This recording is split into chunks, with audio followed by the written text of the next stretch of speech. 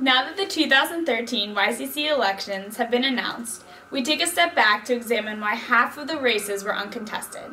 Does this year's election indicate that the candidates were exceptionally qualified, or that there's a flaw in the YCC electoral system?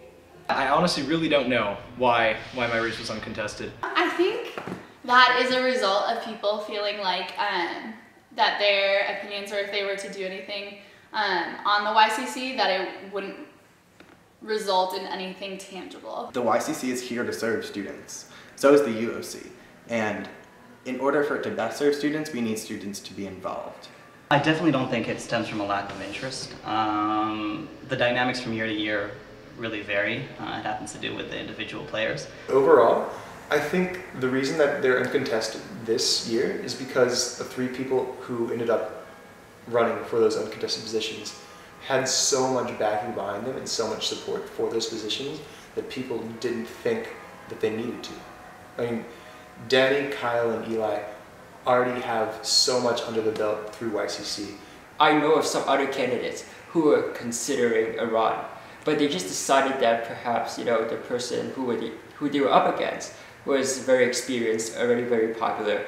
It would be difficult to really, meet what he's presenting at the moment with a sizable challenge. According to the candidates, the lack of opposition in the president, vice president, and events director races is a result of the strength of the three contenders. All three have previous YCC experience and said they plan to use that experience to make meaningful changes. Our immediate primary goal is, first of all, and this is in the general sense what will guide us throughout the entire year, is to make sure that every student on campus has the sense that there's a YCC that's there for them and that is relevant and that can actually do stuff for them. In terms of events, I think it's pretty standard. I think you're going to see some of the same events like fall show, spring fling, as I've already talked about, but in addition to that, you're going to see newer events that really showcase Yale talent as well. My platform is also one that seeks to change the nature of student representation at Yale. We need to work on our PR to make sure that what's known is not just salad reports, but also a lot of other valuable work that reps are very dedicated to doing throughout the year. The YCC Executive Board won't be the only change in leadership at Yale. The transition from President Levin to Salovey will also affect the way student concerns are addressed on campus. President Salovey's new presidency will have a huge momentum on sort of empowering the YCC and starting a new type of dialogue between the college student government and the administration.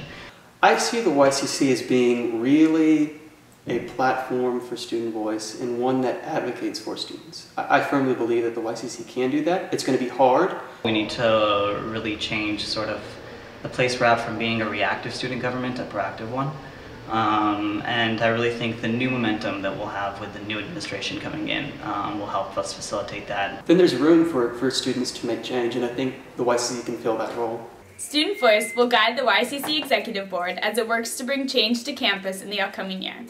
Nevertheless, we can't help but wonder why, on a campus of over 5,000 loud voices, only a few have chosen to be heard. This has been Brady Yelm and Caroline Pringle reporting for YTV. Back to you.